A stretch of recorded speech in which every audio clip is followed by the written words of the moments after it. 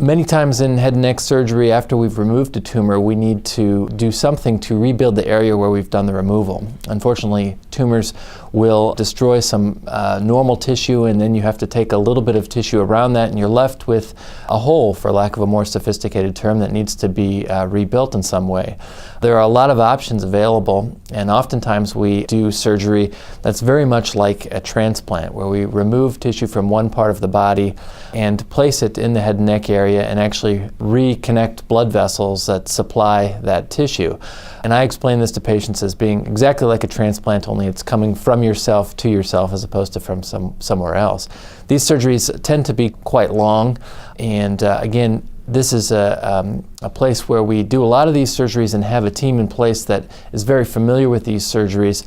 We often work in pairs in the operating room, so one surgeon is focused just on removing the tumor and the second surgeon is focused just on rebuilding the area, and that allows each surgeon to really focus all of their attention on that one specific aspect, and then that way the two goals don't have to blend in a way that could compromise the removal of the tumor or the rebuilding in any way. I think we do more of these than anywhere in the area. There are only a few institutions in the state that do this type of surgery, and we do a couple a week on a typical week, and having several surgeons who can do either role, the removal or the rebuilding, allows us to get patients in for these surgeries in a short time frame, which is important for patients both from the standpoint of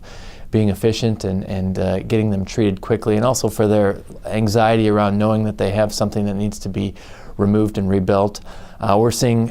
lots of patients who have had treatments in the past and are now having some side effects from those treatments that ultimately require a bigger surgery, such as radiation damage to the jaw or something of that nature. So oftentimes these surgeries aren't just for removal and rebuilding from a tumor, but trying to restore a quality of life years, even decades after somebody's already had treatment to be cured of a tumor.